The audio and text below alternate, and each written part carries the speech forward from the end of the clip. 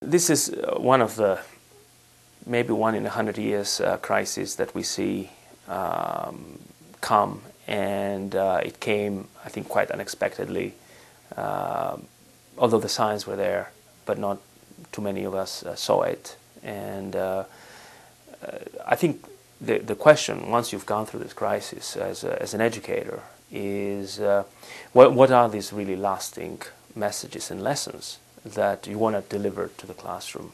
And I have a line, unfortunately, that we never learn. And my hope is that by telling them that we never learn, that actually they learn.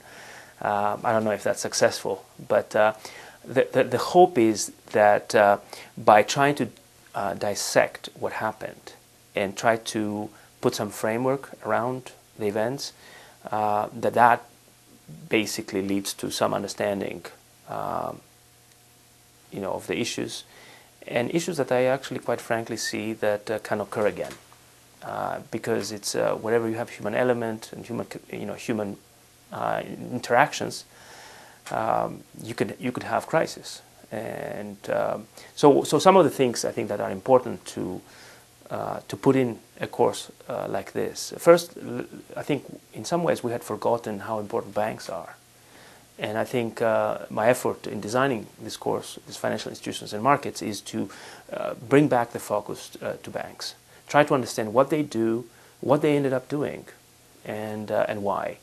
How the incentives changed, and how banks essentially morphed into different animals. And what are the important things to keep in mind? And I think risk management, which I think we all forgot when the times are good, is something that has to be there throughout. And so a lasting message, I think, is intense focus in risk management, and actually not from 100,000 feet, but kind of really deep down and understand what that means. So that's one lasting message. I think the second one is understand the players. So besides banks, who else was in there? So you have to understand the role of agencies, the rating agencies. You have to understand the role of the government. You have to understand the role of investors, hedge funds, everybody who is around the system. And I think kind of understanding their interactions and what that means for the system, I think that's also very important. And I've tried to sort of bring that back. So understanding institutions more broadly. I think the next part is understanding instruments and markets. So there's instruments that started out in a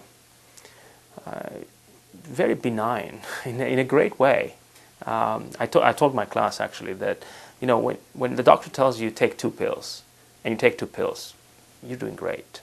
But if you take 5, you're dead. So it's kind of what we did with these instruments. We started out nicely. We used them the right way. And in the process, we just kind of forgot, or maybe our incentives were wrong, that pushed us in the wrong direction. So this is something that I think one of the best ways to exhibit that is actually go back to some older cases where similar things have happened. And I tell my students, just watch for the signs of the changing market, because that's really when things are no longer what they used to be, and now they could be very dangerous. So an example of that, we all heard the question, this time is different.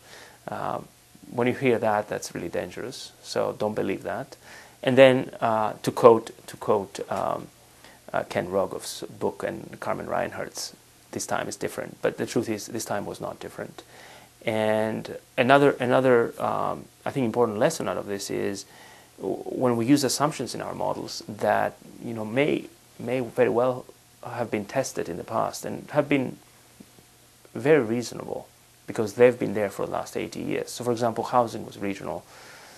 Prices were very uncorrelated or not as correlated among certain regions in the US. But when the subprime mortgages change and who gets mortgages changes, that also has an effect on the housing market. That also has an effect on any derivative product that is linked to these mortgages.